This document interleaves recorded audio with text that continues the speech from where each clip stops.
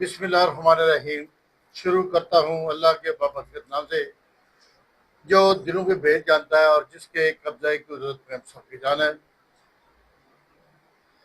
ناظرین، پروگرام حقیقت کے ساتھ سکندر احمان آج میرے اسٹوڈیو میں جو شخصیت تشریف لائیں کسی بھی تعارف کی محتاج نہیں، خطۂ کشمیر کے اندر بیرون ملک بے شمار دورے کیے تبلیغ اسلام کے لیے، اور خصوصاً میاں محمد بخش کے اس کلام کو دنیا کو وہ میسج جو ہے کنوے کرنے کے لیے انہوں نے امریکہ تک کا سفر کیا، اور آج بھی علاقہ کھڑے کے اندر وہ دو مزارات حضرت بابا پیر شاہ غازی علیہ رحمت اور رومی کشمیر میاں محمد بخش کے پہلوؤں میں بڑے بڑے لوگ تدفین ہیں، وہاں بھی جا کے یہ روزانہ کی بنیاد میں ان کی حاضری ہوتی ہے۔ اور میرا مراد مفکر اسلام خطیب اعظم کھڑی شریف حضرت علامہ محمد زبیر نقشبندی صاحب، میں ان کو اپنے اسٹوڈیو میں آنے پہ دل کی اتھا گہرائیوں سے شکریہ ادا کرتا ہوں کہ وہ اس بابرکت مہینے میں جس میں حضور نبی کریم صلی اللہ علیہ وسلم کی ولادت ہوئی، یہ 12 ربیع الاول کا مہینہ، اور خصوصاً اسلام کے اندر اس کی بڑی اہمیت ہے۔ ان کی حاضری ہمارے لیے بھی باعث فخر ہوگی، اور ان کا خطاب، ان کے ذریعے خیالات آپ کے لیے بھی مشعل راہ ثابت ہوں گے۔ میں علامہ صاحب کو اپنے اس اسٹوڈیو میں آنے پر خوش آمدید کہتا ہوں، اور ساتھ ہی ان کا شکریہ بھی ادا کرتا ہوں کہ اپنی بے شمار گوناگون مصروفیات کے باوجود یہ تشریف لائے، ماشاءاللہ اسلامی کتب لکھی، اور ریسرچر ہیں، اور انہوں نے اسلام کے لیے خصوصاً عربی کے اندر یہ آپ نے جو کچھ لکھنا چاہتے ہیں اس کے حوالے سے بھی بات کریں گے۔ سب سے پہلے ان سے میرا سوال یہ ہے کہ حضور نبی کریم صلی اللہ علیہ وسلم کی آمد کا یہ مہینہ، اس کے حوالے سے آپ کے مختصر جو جذبات ہیں لوگوں تک پہنچانا چاہیں تو کس طرح پہنچائیں گے جناب حضرت علامہ صاحب؟ بسم اللہ الرحمن الرحیم۔ میں گزارشات کو ترتیب دینے سے قبل دل کی اتھا گہرائیوں سے محترم راجہ سکندر الرحمن صاحب، محترم راجہ زاہد صاحب، محترم سردار شہزاد عزیز صاحب، آپ کا شکریہ ادا کرتا ہوں کہ آپ نے اس خوبصورت، باوقار، روح پرور، محبت ریز مہینے میں مجھے یہاں دعوت دی، اور پھر میلاد شریف کی یہ سہانی گھڑیاں، اس کی دلاویز ساعتیں، 12 ربیع الاول کا پرنور ماحول جو کچھ دنوں کے بعد جلوہ آرا ہوگا، اور دنیا بھر میں مسلمان 1500 سالہ جشن میلاد مصطفیٰ سیلیبریٹ کر رہے ہیں۔ اس موقع پر آپ نے مجھے دعوت دی، تو میرا پیغام ہے جہاں تک بھی یہ آواز جائے کہ نبی رحمت صلی اللہ علیہ وسلم، آپ کا پیغام محبت کا ہے، امن کا ہے، پیار کا ہے، احترام کا ہے، برداشت کا ہے، دوسروں کو عزت دینے کا ہے، فارگیونیس کا ہے، معاف کرنے کا پیغام ہے۔ اللہ کے نبی اس کائنات میں لے کر آئے۔ رسول اکرم صلی اللہ علیہ وسلم کا میلاد محض جھنڈیاں لگانا، محض چراغاں کرنے کا نام نہیں، بلکہ جھنڈیاں لگانا، چراغاں کرنا، یہ اسی وقت اللہ کے حبیب کی بارگاہ میں پذیرائی پائیں گے کہ جب حضور کی سیرت کو اپنایا جائے، حضور کی سیرت پر عمل کیا جائے۔ اگر ایک آدمی چراغاں بھی کرتا ہے، اپنے پڑوسی کو تنگ بھی کرتا ہے، ایک آدمی گلیاں سجاتا ہے، اپنے پڑوسی کو پریشان بھی کرتا ہے، تو اسے اپنی ساری فکر کا اثر نو جائزہ لینا چاہیے، کیونکہ رسول پاک صلی اللہ علیہ وسلم نے فرمایا یا میلاد شریف جو ہے یہ کوئی فرض یا واجب نہیں ہے، یہ ایک سمبولک ٹرم ہے کہ حضور کی تعلیمات کو اپنایا جائے، حضور کی محبت سے دل کے آنگن کو روشن کیا جائے۔ اللہ کے نبی کی تعلیمات کا جو سر عنوان ہے، حضور نے فرمایا کہ کعبۃ اللہ تیری فضائیں بلند ہیں، لیکن ایک مومن کی عزت تجھ سے بھی زیادہ بلند ہے۔ تو اگر کوئی بندہ یہ چھوٹے چھوٹے کام تو کرتا ہے، گلیاں سجاتا ہے، جھنڈیاں لگاتا ہے، لیکن دوسروں کو گالیاں بھی دیتا ہے، تو اسے اپنے گریبان میں جھانکنا چاہیے، اسے خود احتسابی کی پگڈنڈی سے گزرنا چاہیے کہ وہ کس کے لیے یہ کام کر رہا ہے۔ جس رسول نے یہ فرمایا طواف کرتے ہوئے کہ اے کعبہ بلند، تیری فضائیں بلند، لیکن لحرمت المؤمن اعظم من حرمتک، مومن کی عزت، مومن کی حرمت، مومن کا مقام تجھ سے بھی زیادہ بلند ہے۔ سو میلاد کا یہ جو پیغام ہے اس ماہ ربیع الاول شریف میں اس موقع پر ضرور جہاں تک آواز جاتی ہے ایک دوسرے کا احترام کرنا چاہیے، ایک دوسرے کی عزت کرنی چاہیے، دوسروں کے جذبات کی قدر کرنی چاہیے، اپنے والدین ان کا احترام بہر آئینہ پیش نظر رہنا چاہیے۔ پھر اگر آپ جھنڈیاں لگائیں گے، چراغاں کریں گے، تو حضور جانے جانا بھی خوش ہوں گے اور میلاد کے ثمرات و برکات سے بھی آپ بہرہ یاب ہوں گے۔ حضور بات بہت اچھی آپ نے کی کہ ان کی تعلیمات، ان کی سنتوں پہ عمل کرنا سب سے بڑا ہمارا اولین فریضہ ہونا چاہیے۔ ایک بات شاید بعض لوگ بھول جاتے ہیں اس کو درست کرنے کے لیے کہ جب حضور نبی کریم صلی اللہ علیہ وسلم کی ولادت ہوئی، جب ان پہ یہ وحی نازل ہوئی، انہیں پتہ چلا کہ میں پیغمبر ہوں اور آخری رسول ہوں، اس کے بعد کے جو حالات ہیں، اس کے درمیان جو پچھلے والے حالات ہیں، اس پہ حضور تھوڑی سی روشنی ڈالیں تاکہ پتہ چلے کہ اسلام سے پہلے کیا تھا، اور ان کے آنے کے بعد جو ہے آج جو رونق ہے اسلام کے اندر، اس میں کیا جو انسانیت کے اندر ایک فرق واضح نظر آیا پوری دنیا کے اندر۔ ہمارا ملک اسلامی جمہوریہ پاکستان ہے، لیکن وہاں پہ وہ اس طرح کی اسلامی جو طریقہ کار ہے اس کو نہیں بنایا گیا، لیکن بیرون ملک دنیا میں موجود ہے۔ اس کے بارے میں جناب کیا فرمائیں گے؟ جی بہت شاندار سوال آپ نے کیا کہ عہد رسالت مآب سے قبل یا حضور کی جلوہ گری سے قبل یا حضور کے اس کائنات گہتی میں تشریف لانے سے قبل جو دنیا کے حالات تھے اس کے حوالہ سے، اور دوسرا حضور کے اعلان نبوت کے بعد اس کے حوالہ سے، تو میں بالکل ملخصاً بڑے خلاصہ کے طور پر چند باتیں عرض کرنا چاہوں گا۔ رسول اللہ صلی اللہ علیہ وسلم کے اس کائنات میں جلوہ گری سے قبل انسانیت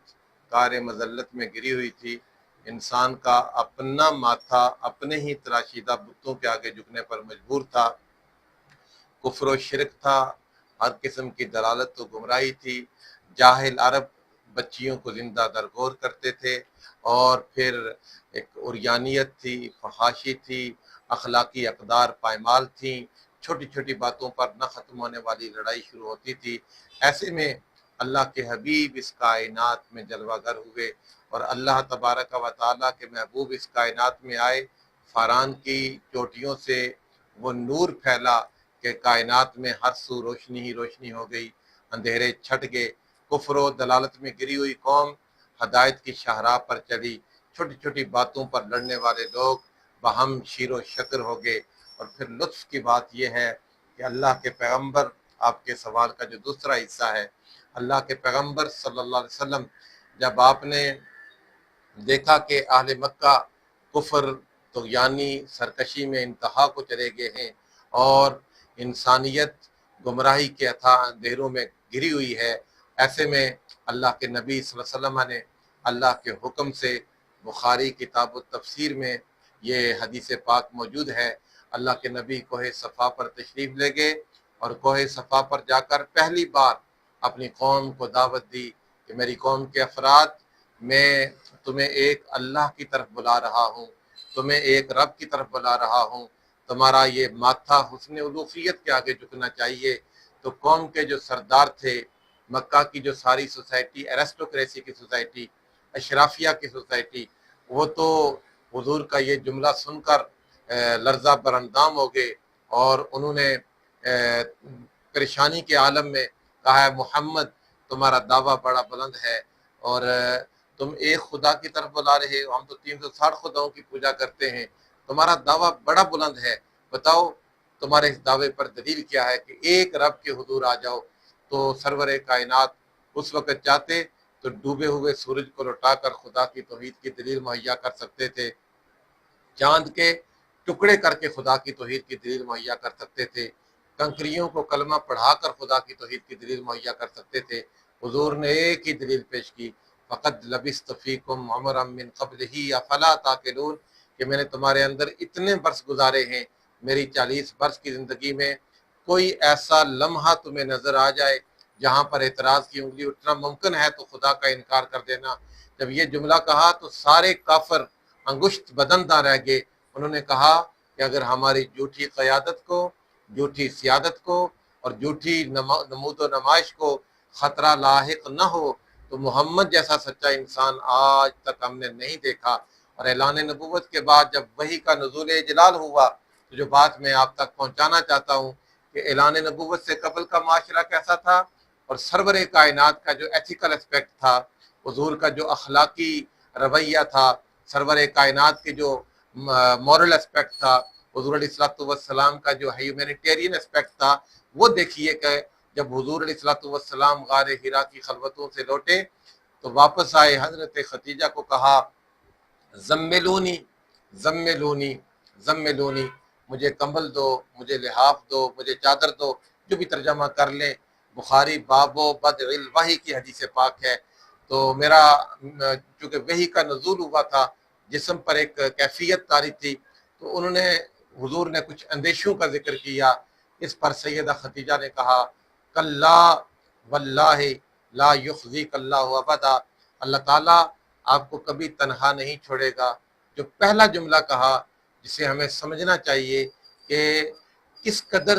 انسانیت کی خدمت ناگزیر ہے۔ حضرت خدیجہ نے کہا انکا تحمل الکلا،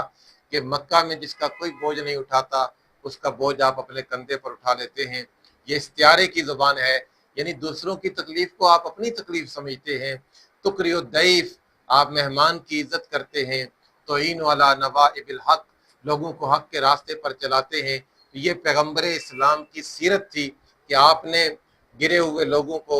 معاشرے کے بٹکے ہوئے لوگوں کو دین حق کی شاہراہ پر گامزن کیا۔ وہ لوگ جن کی پیشانی بتوں کے آگے جھکتی تھی، ان کے سامنے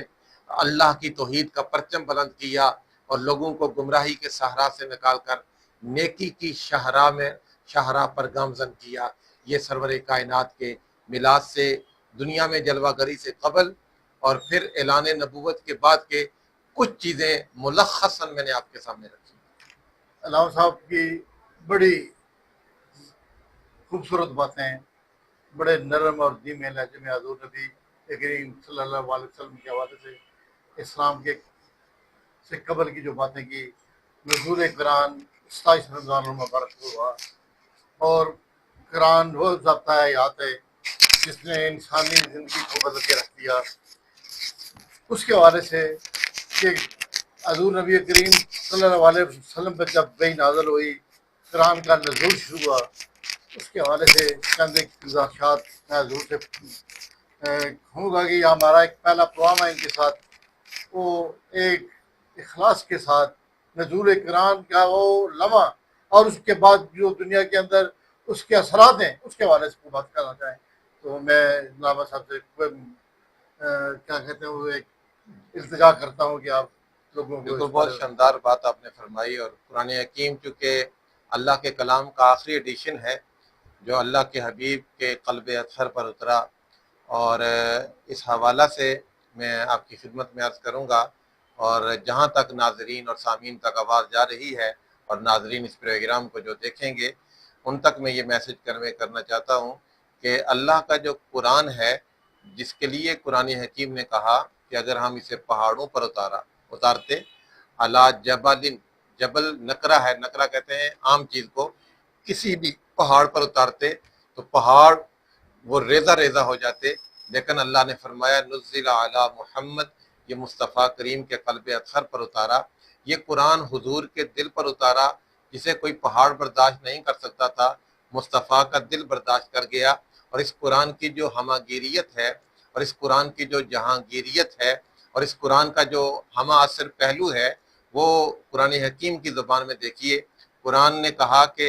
فرد کے لیے بھی یہ ہدایت ہے، قوم کے لیے بھی ہدایت ہے، اقوام کے لیے بھی ہدایت ہے۔ قرآن کہتا ہے انہ لذکر لک ولقومک، یہ قرآن آپ کے لیے نصیحت ہے۔ ایک مقام پر فرمایا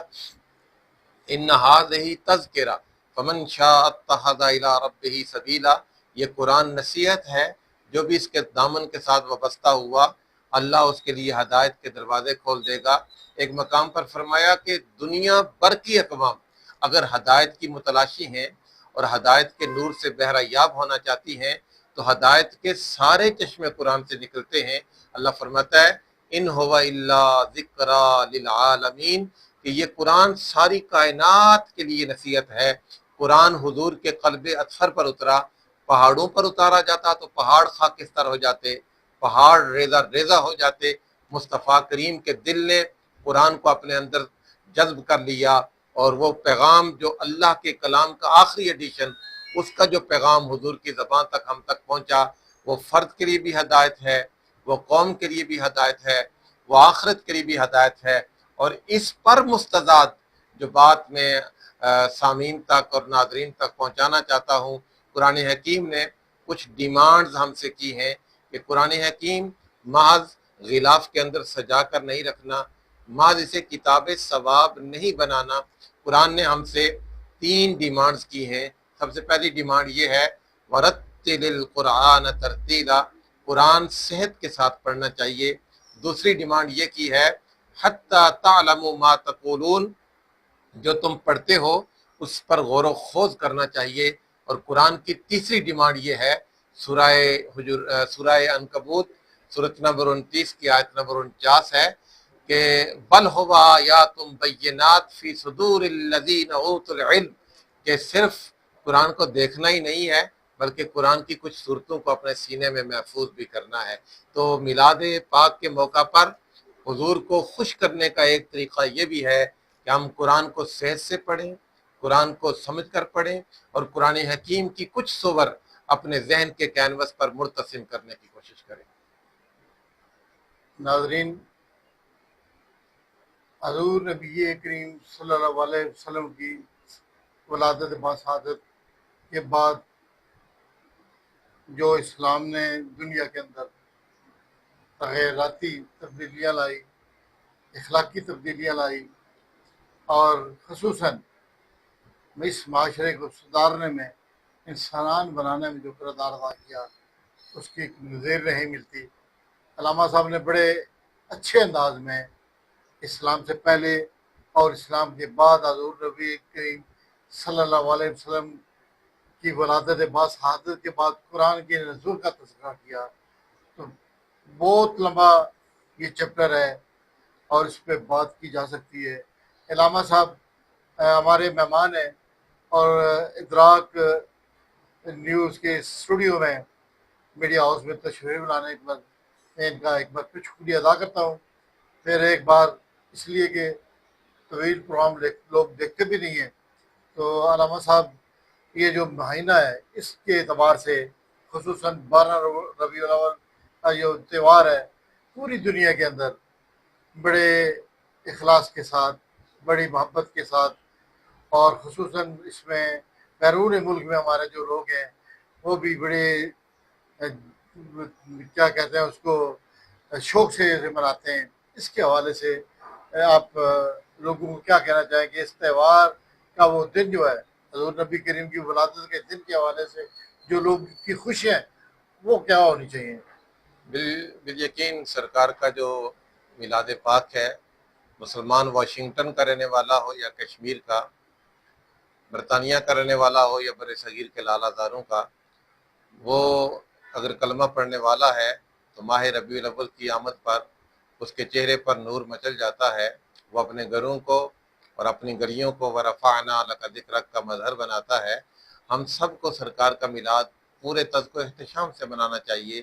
کیوں کہ اللہ تبارک و تعالیٰ نے فرمایا کہ جب تمہیں کوئی نعمت ملے تو آپ اس کا خوب چرچا کیا کرو، اور کائنات کی سب سے بڑی نعمت جناب رسالت مآب صلی اللہ علیہ وسلم کی اس کائنات رنگ و بو میں جلوہ گری ہے، اور دنیا بھر میں سرکار کا میلاد منایا جاتا ہے۔ میرے مطالعہ کے مطابق سب سے زیادہ میلاد مدینہ شریف میں منایا جاتا ہے۔ منانے کا انداز اپنا ہے، طریقہ ہائے کار اپنا ہے۔ دبئی کے سابق وزیر اوقاف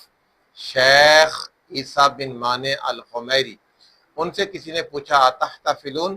کیا آپ میلاد سیلیبریٹ کرتے ہیں؟ انہوں نے کہا نحتفل فی کل سنت وفی کل شہر وفی کل اسبوع وفی کل یوم۔ انہوں نے کہا تم تو سال میں ایک بار میلاد مناتے ہو، ہم سارا سال سرکار کا میلاد مناتے ہیں۔ سبحان اللہ۔ یہ جو میلاد شریف ہے 1500 سالہ جشن میلاد مصطفیٰ، یہ اللہ کی سب سے بڑی نعمت جو اللہ نے اس کائنات کو عطا کی، جو ہمیں عطا کی، سرور کائنات کی ذات والا تبار، اس خوشی کے موقع پر ہر ایک کو اپنے گلیوں کو، اپنے گھروں کو ورفعنا لک ذکرک کا مظہر بنانا چاہیے۔ اقبال علیہ رحمہ نے بھی کہا تھا ہو نہ یہ پھول تو بلبل کا ترنم بھی نہ ہو، چمن دہر میں کلیوں کا تبسم بھی نہ ہو نہ یہ ساقی تو میں بھی نہ ہو، خم بھی نہ ہو، بزم توحید بھی دنیا میں نہ ہو، تم بھی نہ ہو، خیمہ افلاک کا استادہ اسی نام سے ہے، نبض ہستی تب شمادہ اسی نام سے ہے۔ کہ یہ جو کائنات کا نظام چل رہا ہے یہ مصطفیٰ کریم کے نام کی وجہ سے چل رہا ہے۔ یہ جو افلاک کا خیمہ، یہ جو افلاک خیمہ زن ہے، یہ بھی مصطفیٰ کے نام کی برکات ہیں۔ تو سرکار کا میلاد ذوق سے، پیار سے، محبت سے، والہانہ انداز سے، عشق سے، شیفتگی سے، وارفتگی سے منانا چاہیے۔ اللہ تبارک و تعالی حضور کے میلاد کے نور سے ہم سب کو بہرحیاب فرمائے۔ حضرت آخر میں آپ رومی کشمیر میاں محمد بخش کی دھرتی میں اور پیر شاہ غازی علیہ رحمت کے اس مسجد کے خطیب ہیں، چند اشعار اگر میاں محمد صاحب کے لوگوں کے وہ اظہار کریں تاکہ اس پروگرام کو کلوز کریں اور لوگوں کو اس محبت اور پیغام سے آپ لوگ مفید ہو سکیں۔ حضور ذرا اگر کچھ چند اشعار میاں صاحب کے سنا دیں تاکہ لوگوں ماشاء کو اللہ، پتہ چل میں سکے۔ ترنم سے تو اشعار نہیں پڑھتا، نہیں دوسرے بالکل ضرور، میں ضرور کروں گا۔ میاں محمد بخش رحمہ اللہ تعالیٰ ہوں یا حضرت دمڑی والی سرکار ہوں یا قافلہ اولیاء کا کوئی بھی فرد ہو، یہ اپنے عہد کی سب سے بڑی دانش ہوتے ہیں۔ یہ بات ذہن نشین کر لیں کہ کوئی بندہ اگر علم کے نور سے بے بہرا ہے وہ سب کچھ ہو سکتا ہے، شیخ طریقت نہیں ہو سکتا۔ یہ جو اللہ کے ولی ہیں، ہم جب کسی کو دوست بناتے ہیں تو اس کی کوالیفیکیشن دیکھتے ہیں، اس کا کریکٹر دیکھتے ہیں، اس کا کردار دیکھتے ہیں، اس کی قابلیت دیکھتے ہیں، اس کی استعداد کار دیکھتے ہیں، اس کا معاشرے میں مقام دیکھتے ہیں۔ تو جب آپ کہتے ہیں جی فلاں اللہ کا ولی ہے، تو اللہ جب اپنا ولی بناتا ہے تو وہ اپنے دور کا جو سب سے دانش کا، بینش کا، تقویٰ کا، پارسائی کا اعلیٰ ترین مقام جس جو ہوتا ہے وہ اپنے ولی کو عطا کرتا ہے۔ تو میاں صاحب رحمۃ اللہ تعالیٰ علیہ اپنے عہد کی سب سے بڑی دانش، آپ نے لگ بھگ 17 بکس لکھی ہیں، 17 کتب لکھی ہیں۔ آپ کی سب سے مشہور کتاب سیف الملوک ہے، جو آپ نے صرف 33 سال کی عمر میں 9848 سے زائد اشعار پر مشتمل سیف الملوک لکھی، جسے پوری دنیا میں لوگ بڑے ذوق سے، بڑی محبت سے پڑھتے ہیں، کچھ ترنم کے انداز میں، نغمگی کے انداز میں، کچھ تحقیق کے انداز میں۔ حضور میاں صاحب رحمۃ اللہ تعالیٰ علیہ آپ نے سرکار کی نعت کہی، یوں لگتا ہے کہ آپ کی روح اس وقت کھڑی شریف میں نہیں، عرش بری پر ہوگی، آپ کے لبوں پر لفظ نہیں، جنت کے پھول ہوں گے، آپ کے ہاتھ میں قلم نہیں، شہ پر جبریل ہوگا۔ ایک مقام پر فرماتے ہیں صدر نشین دیوان حشردہ افسر وچ امامہ، کل نبی محتاج نہ دے نفراں واں غلامہ۔ اور ایک مقام پر فرماتے ہیں واہ کریم امت دا والی مہر شفاعت کردہ، جبرائیل جے جس جا کر نبیاں دا سرکردہ۔ کہ جبریل امین بھی اس در کے خادم ہیں، جبریل بھی اس در کے نوکر و چاکر ہیں۔ ہماری کتابوں میں لکھا ہے انما خلق جبریل لخدمت النبی، جبریل کو پیدا ہی حضور کی خدمت کے لیے کیا گیا ہے۔ کہیں سرکار کے معجزات کا ذکر کرتے ہیں، کہیں اولیاء کی کرامات کا ذکر کرتے ہیں، اور سب سے بڑھ کر ان کی جو کلام کا کلائمیکس ہے وہ اپنے مرشد کی شان بیان کرتے ہیں۔ حضرت دمڑی والی سرکار کی فرماتے ہیں بادشاہاں دا پیر کہاوے پیراں شاہ کر جاتا، پیرا شاہ کلندر غازی نت سوا لکھ داتا۔ ایک مقام پر اپنی عاجزی پیش کرتے ہیں امت اپنی وچ رلائے پاک رسول بندے نو، حضرت مرشد دمڑی والا کرے قبول بندے نو۔ ایک مقام پر فرماتے ہیں آساں وندنا خالی جاون سخیاں دے درباروں، اتھے اتھے دوئی جہانی کرم منگا سرکاروں۔ سوسائٹی میں آج جو کریکٹر اسیسینیشن ہے، ایک دوسرے پر کردار کشی ہے، اس پر بھی میاں صاحب فرماتے ہیں دانش مندو سنو تمامی عرض فقیر کریندہ، آپوں جے کوئی چنگا ہوئے ہر نو بلا تکیندہ۔ یہ کچھ آپ کے اشعار میں نے آپ کی خدمت میں عرض کیے۔ اللہ تعالیٰ اپنے ولیوں کی تعلیمات پر ہم سب کو چلنے کی توفیق عطا فرمائے۔ میں ناظرین علامہ صاحب کا شکریہ ادا کرتا ہوں کہ جنہوں نے اس مبارک مہینے میں ہمیں وقت دیا اپنے زرعی خیالات اور اسلام کے حوالے سے حضور نبی کریم صلی اللہ علیہ وسلم کی آمد کے حوالے سے، اور سب کچھ وہ جو ہمیں دکھتا ہے، جو کچھ دیکھ نہیں پاتے، اس کے حوالے سے جو باتیں کی ہیں وہ ہمارے لیے مشعل راہ ہیں، اور امید کرتے ہیں